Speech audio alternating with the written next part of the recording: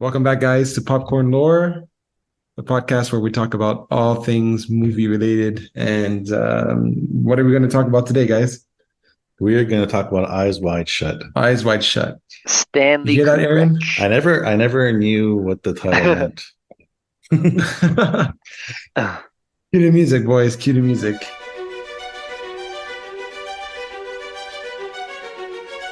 Probably right. Now, ladies, where exactly are we going? Exactly. Where the rainbow ends. Where the rainbow ends.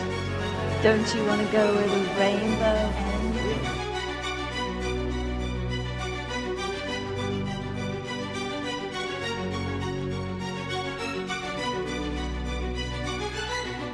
And we're back. Ooh, felt like that took forever. It That was a good song. was a Uh, good song, yeah. Great intro. Okay, so actually, this is a movie that I selected for this week. It's 1999's Eyes Wide Shut by Stanley Kubrick. So just quickly to recap the movies that came out in 1999. Notable movies are The Green Mile, Fight Club, Sixth Sense, Magnolia, which is funny because it's Tom Cruise also in that movie. So Yeah. and Wasn't that the same year as Memento? 99, no, Memento was 2000, Oh, right. right? Okay. Yeah. And The Insider, Any Given Sunday, and of course The Matrix. Ooh. So a pretty good, interesting year for movies. Yeah. Yeah. Those are some solid, Uh, solid flicks. It's funny, in some of these movies, I don't really kind of put for 1999. I don't know, it's weird.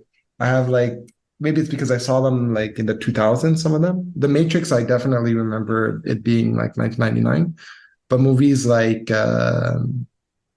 The Sixth Sense and Magnolia, I thought It they were does like, feel like yeah, a if, little bit if you were later. to tell me Sixth Sense, I would be like, oh, 2005. Yeah, exactly, Yeah. something Yeah. like that. Like Yeah. they did. But for me, this movie does feel really like 99 because I saw it at the theater when it came out Okay. and it feels like Oh, a wow. million years ago. Oh wow. Do you remember 99 at all, Aaron? Honestly, I can't say I do. The only movie I think I really watched, like I was barely 10 years old, and I think the only movie I watched that year was my dad, for some crazy reason, took me on my birthday to go see The Matrix. That's like, Nice. yeah, and he bought me a yo-yo. That's that's what I remember about 1999. Fond memories. Fond memories. Shout out to I Spinners. mean, I remember just like similar to you, my dad took me to see The Matrix, and I remember like it was as if like you put your finger in like the electrical socket or something, and you came out of the theater and your hair was just all over the place. I couldn't believe like what I just saw. Yeah, I was a But different anyways, person. we could talk about The Matrix on maybe another podcast.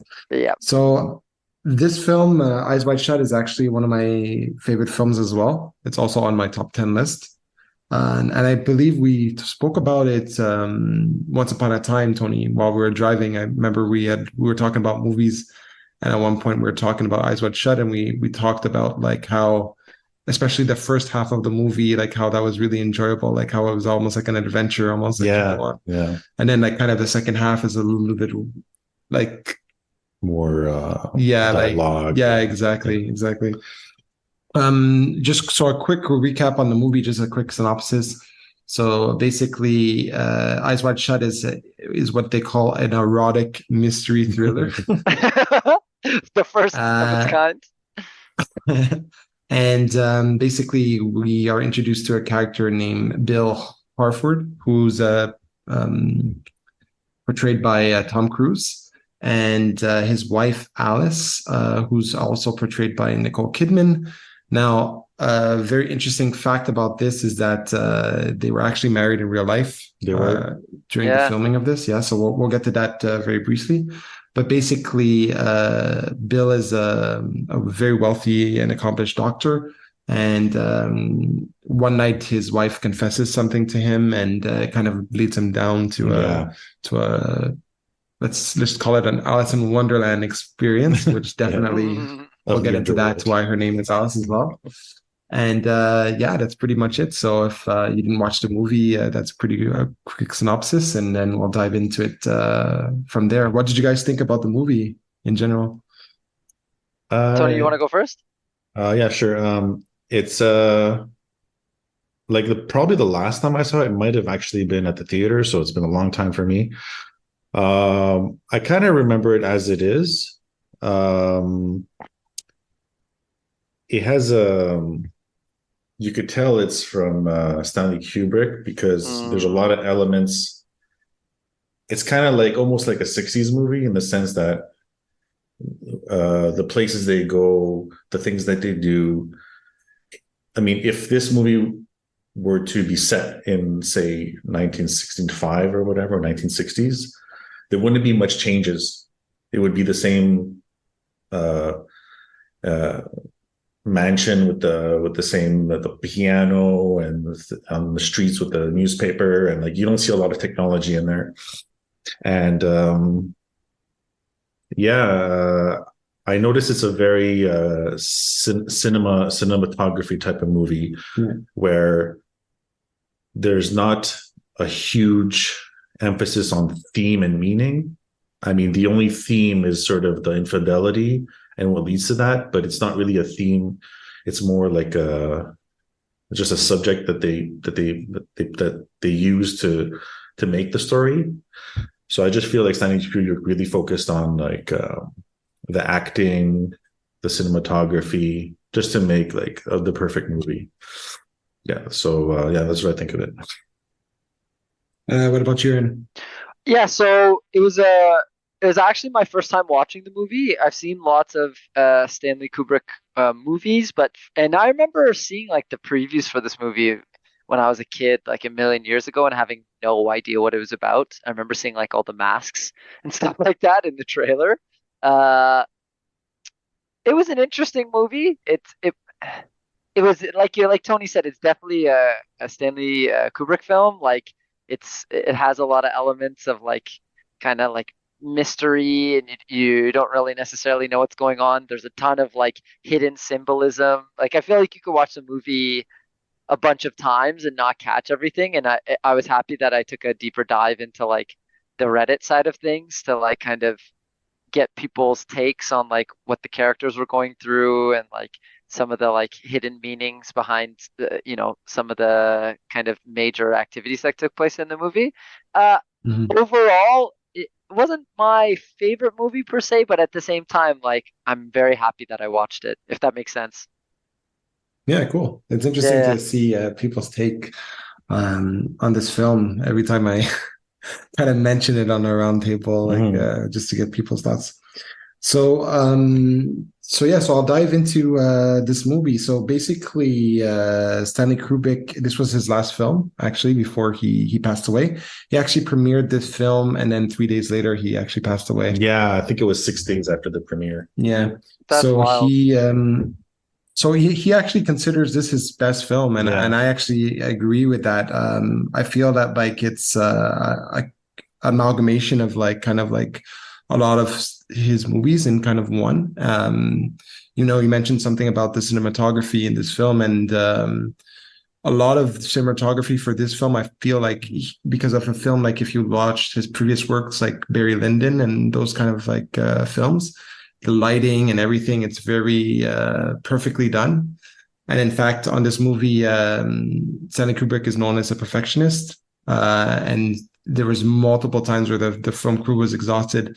And in fact, this film actually won a Guinness World Record for the amount of shooting nonstop. Yeah, 400 days. Yeah, crazy, man, Yeah. crazy. Yeah, Funny I think story on that. It must have been a lot of takes. A lot of takes. Funny story on that. The character of Victor Ziegler, the person who kind of like is doing up to no good stuff, kind of. at He the was party actually and originally, otherwise. yeah, exactly. He was actually portrayed by Harvey Keitel. Actually, Oh he was wow. actually the actor. So kind of like a similar story that Tony said with Memento. And if you think about how Sidney Pollack, who's the actor, delivers his lines and stuff, you can kind of see that it could be Harvey Keitel. But Harvey Oh, Keitel actually got fired No, by what do you Stanley do? Kubrick because they were doing a scene and Stanley Kubrick asked that they did like 67 takes or oh my something. God. Oh And then Jesus. that's how perfectionist he is. That's why it took so long. And then so he just couldn't take it anymore, he just like walked out of the I find the older filmmakers do more takes. yeah, but Like he's really an exception though. Like he takes it to another level. He's really like because the backstory on Stanley Kubrick quickly, he was a photographer. And because of that, that's why he has that kind of cinematic lens. And I don't really want to dive into Stanley yeah, yeah. Kubrick too much because, like, honestly, like he's one of the greatest, if not the You greatest, know film that's interesting director. because I find a lot of the scenes, the acting, the expressions that they make, I really find some of them are really perfect. Like Yeah, as if they did it 100 times, and that's exactly what happened. yeah, it's like exactly what Yeah. happened. I think there's a video out there of Tom Cruise talking about that incident, and I think at the 67th take, the guy says like, "You want to do it again?" And I think Stanley says something of the nature of like, "Well, you don't want to get it perfect, like you don't want to get it right." No, he says you don't want to get it right. That's it, or something like that. Yeah, I've seen that clip now that you mention it. It's pretty funny. Yeah, he Um, has a history of sorry, not to get on topic of him, but he has a history of being super hard on his actors and actresses, like I from think the you could very see from it. the very Yeah, beginning. I think you could see it the most in 2001, Space Odyssey. I mean, he really took it to another level. Like yeah. there was no CGI, no technology, but just using simple techniques, he made a super advanced sci-fi movie visually. Yeah, so Stanley Kubrick to me is he's kind of like what Jimi Hendrix is to guitar. It's kind of like he modernized cinema in a sense, like there's cinema before Stanley Kubrick and then there's cinema after Stanley Kubrick. And I won't dive too much into him. I think like the viewers can research him more. The focus is more mostly on this movie because there's so many themes and stuff that I'd like to get into. Mm. But very quickly, yeah, I mean, he started as a photographer and then made his way to cinema. And he's known to really take projects on and not many projects, but really dedicate himself to those. And I think that's a testament to his work. I think all of his movies, if you look at the genre that they're in, whether it's this movie, whether it's 2001, whether it's The Shining, in any genre that they're in, like The Shining, for example, thriller horror movie, it's probably in the top 10 of those movies, or Space Odyssey, one of the top 10 in sci-fi, this one of the top 10, you know what I mean? So it's really amazing to see his films in each of the genres. I just want to say that did you guys? I don't know if you guys saw the A Clockwork Orange, but he used masks a lot in that movie too. Right, yeah. So I think it's kind of his thing. Yeah, he has many themes that he recalls from his older movies. So I'll just dive in a little bit more to some of the stuff that's going on in this movie. It's a very crazy movie, I'd say. So right off the bat, Stanley Kubrick kind of saw an opportunity in 1999 because he found it was so interesting that he first this movie is based off of a novel called Dream Story, novella Dream Story, and he liked the script and he liked the kind of themes and the exploration of basically this movie is basically about sex, basically. And he really enjoyed this aspect. And he saw an opportunity in 1999 because one of the biggest film stars was Tom Cruise and he was married to Nicole Kidman. And how interesting would it be to get, like, they're married and to go into this script? It's like perfect, right? Like it's like you cannot make this up kind of thing. So he couldn't kind of pass up on this opportunity to do it. So right away we're introduced to the character of Bill Hartford, and I think one of his first line in the movie is like, Alice, which is his wife. Have you seen my wallet? Where's my wallet? And we quickly see like he lives a very lavish lifestyle in a Manhattan apartment, which is you need to be quite wealthy to live that. And it's kind of like they're showing you that his world kind of revolves around money, right? And Alice is kind of like a trophy, she's kind of like portrayed in that manner, and she's kind of like lost her side of herself in a sense. And if you notice in the movie, she's always looking into the mirrors and stuff, and she's admiring like her beauty because that's all like that she sees her value is kind of like in. I don't know if you guys noticed this at all in the film. Yeah, she does look in the mirror a lot. Yeah. And she right away, also the first scene that you see of her, she's kind of in the light and he's in the darkness. And it's because Bill is still innocent in a lot of ways to kind of, when they say the loss of innocence, a lot of the times they're referring to something sexual or of that nature. And it's really true in this movie. They really portray that in a sense where Alice is kind of like in the light. And that's why when she says that story to Bill, it really hits his ego very hard and he can't take it because it's a fragile ego because he hasn't kind of lost that innocence within himself. And she does it definitely in a manner that's kind of like attacking because she's probably frustrated. But yeah, that's basically how the story starts. And then from then he goes on his adventure. So while this movie was taking place, one of the criticisms of the movie was that the movie was shot in London. Well, sorry, in England. Sorry. Yeah. And this was due because Stanley Kubrick is actually scared of flying, so he didn't want to do any. I saw that. We're Locational- the same. We both hate flying. Yeah, exactly. Deathly afraid of flying. So one of the criticisms was that like they didn't like the background of like how it looked. You could tell that it was England and that kind of nature. But I actually love this about the film because I find that the film is so dreamy that it's really like that. You know, when you dream about somewhere, it's you know that you're there, but it's not exactly what it is, you know? Yeah. It's kind of like it adds that element of the dreamlike nature. Yeah, and that reflects that type of scenery is better reflected in the London or England nighttime, right? American nighttime. It's just it's more the architecture and everything. Right, yeah, exactly. I saw people complain that it was like fake New York, right? Yeah, fake New York. But I think that adds to the charm of the movie because it's like I said, it's like kind of like when you're dreaming, it's not exactly accurate as how you portray it. And the movie, in a sense, is a dreamlike film, but I find it's the best film that tackles the subject of sex and in a relationship as well. I feel that like if a couple watches this movie, it hits them much deeper than their average individual, and it shows you certain things about seduction and that kind of world. You know what I mean? It's funny because growing up, like, you know, when you're at school or whatever, there's always like that one guy that like gets all the girls or whatever the case may be. And like when you watch these guys or whatever the case may be, they kind of like are in almost another reality with the girl, you know, like they'll make a joke and both of them will laugh, you know, and you're kind of like, what are you laughing about? You know what I mean? But they're kind of like in their own world. And this movie really demonstrates that. Like, it's kind of like when you enter that world of seduction and lust and whatever, you're kind of like in another reality, you know? And I find that this film really does a great job of doing that compared to any other movie that I've seen.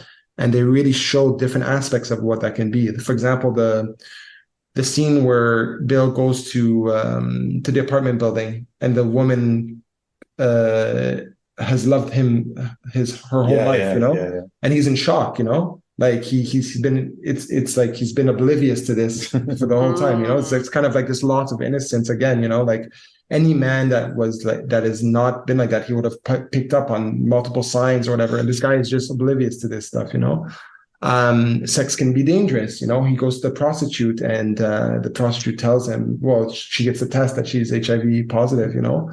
Yeah. So it's all of this kind of like, it's seduction with a bit of danger, and that's what it is, you know. It's all these elements of what it is. He goes to the party, you know, and he's exposed to like, what is he exposed to? What isn't he exposed to at the party? And strangely enough, all the women in the movie, they're kind of the same like his wife, right? Red hair. The woman that was overdosing at the Ziegler party as well, it was red hair. The two women that he's walking with, that are talking about him at the rainbow, is red hair. And the opposite is the case for Alice, right? Like while he's walking with those women, he kind of has an idea of what they're talking about, but he's still not sure. He's still kind of naive. Whereas Alice is dancing with a man, and she knows exactly what she's that's the world of seduction right there, right? Yeah. The man is like dancing with her and he's like trying to like woo her and seduce her, even though he knows that her husband's around, but she's totally in control. She knows exactly what's happening, Yeah. whereas Yeah, he's kind of like, again, like a kid, But that reflects more about girls and guys in general. Definitely, definitely, and I think that's a main part of this movie. I find that does a really good job compared to other movies. Sorry, Aaron, you were about to say something. no, it's interesting too because obviously there's like alcohol involved in the situation too, and then even still she has the mindset Control. to be in control even when she's not in control, right? Absolutely.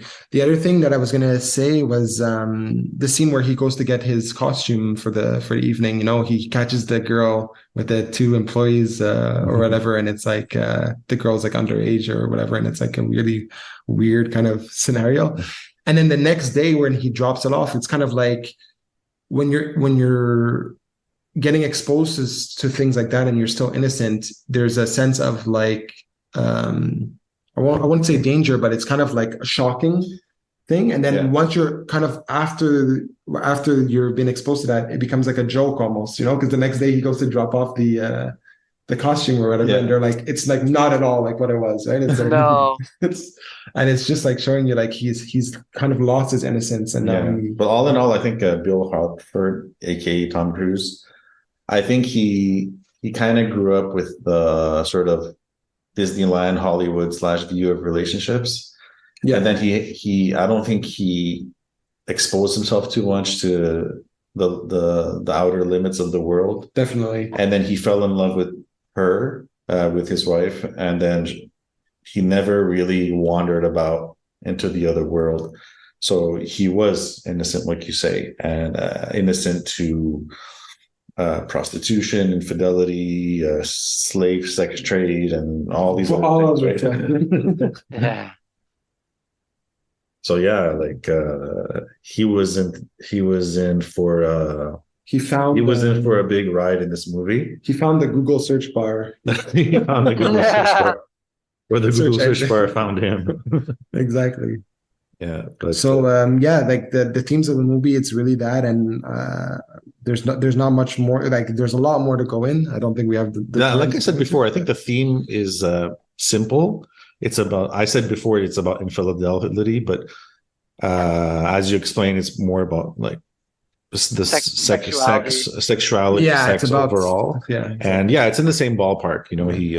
That's the main, like you said, that's the main topic of the movie. And I love the ending. The ending is like, I love the ending when she just like tells him like, we got to do the deed, basically, like I find that's a great way to end the movie because it also shows you that like it's a very important part of a relationship. You know what I mean?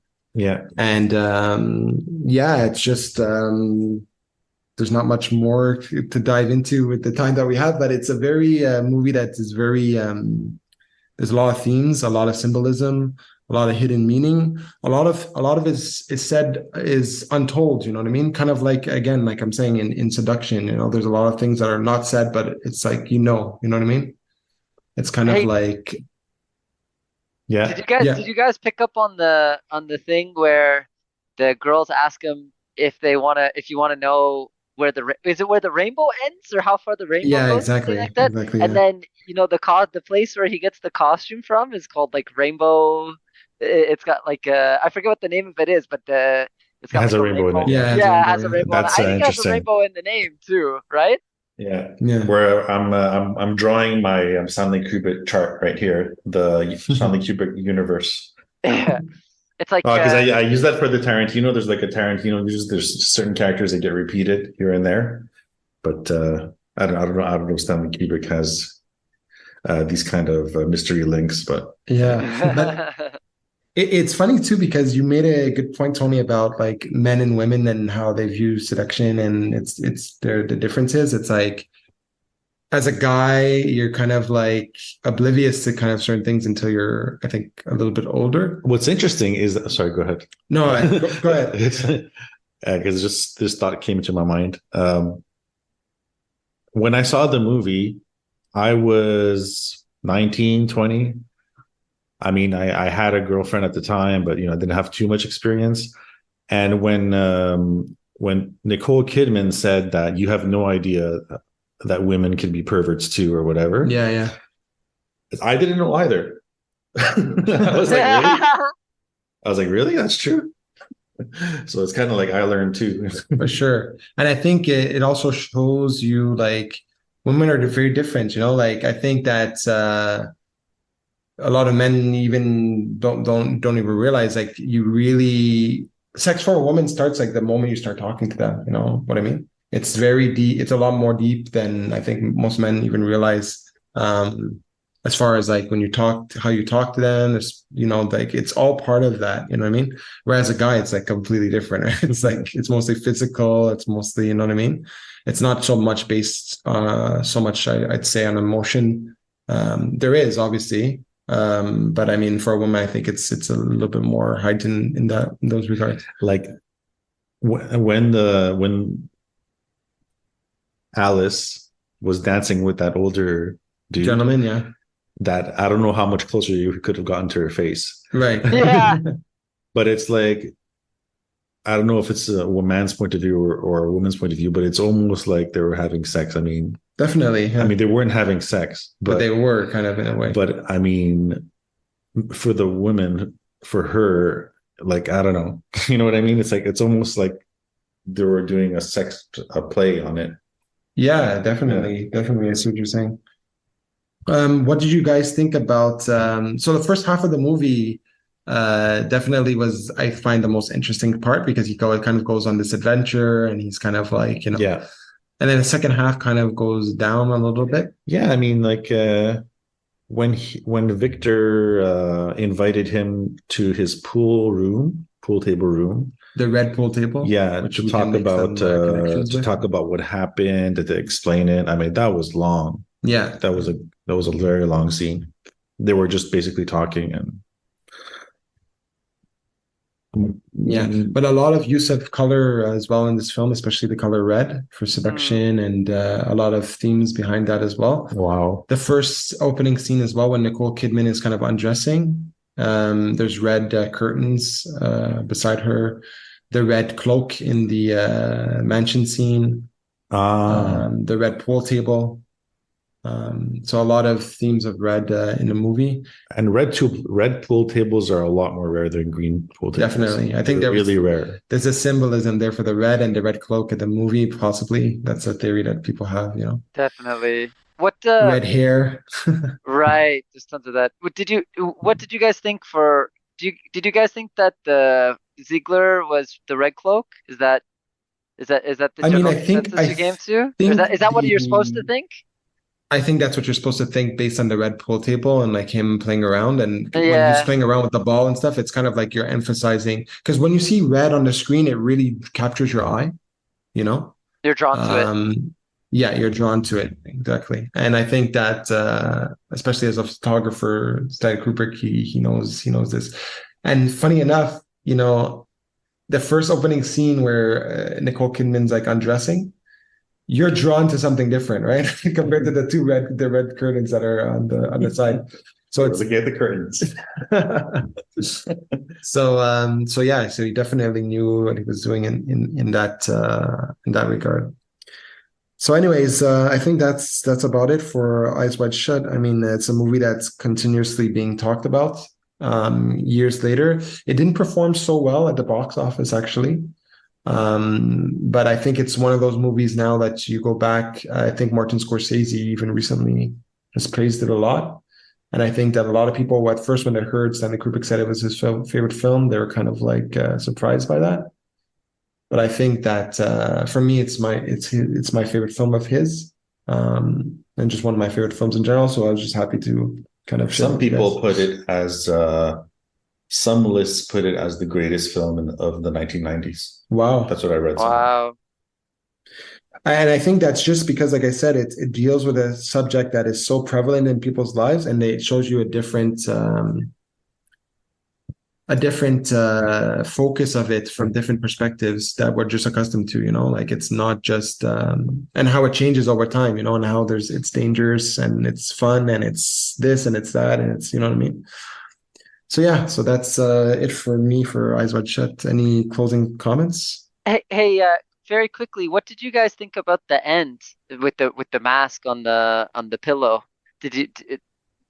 Because I was looking at something that was saying that it was like some people make like because you talked about like stuff being a dream or whatever, right? So I've seen some like interesting theories about the mask being on the pillow and if it was actually like something that happened or if it was just something that like I guess the main character Bill was like kind of almost like dreaming about, which caused him to obviously like have the confession later. What do you Yeah. think about that? You want to go to me? Go ahead because I don't remember that one that well. Well, I think there's different theories. Obviously, there's theories that it might have been a dream the whole time, but I don't really look at the movie like that. I think the movie is really about exploration of themes, and that's kind of like I think that's like a theory of like, was it a dream? Was it real or not? But I think that one of the powerful things about that is kind of like in throughout, and this happens throughout the movie, the wife kind of almost has an intuitive nature about what's happening with Bill, because if you recall, like right away from the beginning, right, she knows where the wallet is. At one point, Bill doesn't know the babysitter's name. She knows what the babysitter's name is, and you kind of Interesting. like you have this connection with your partner, where they kind of well, that's the dream, right? You kind of almost know what they're thinking.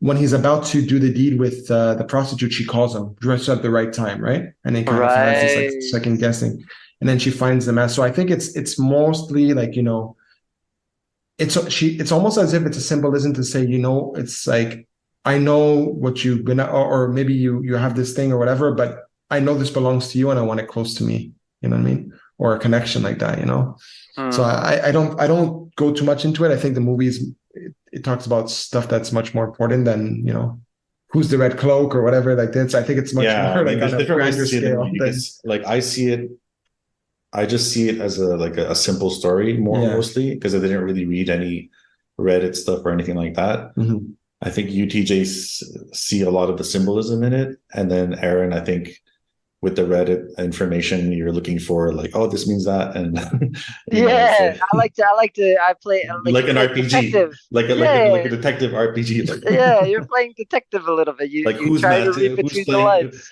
who's the red mask, who's the blue mask. All right.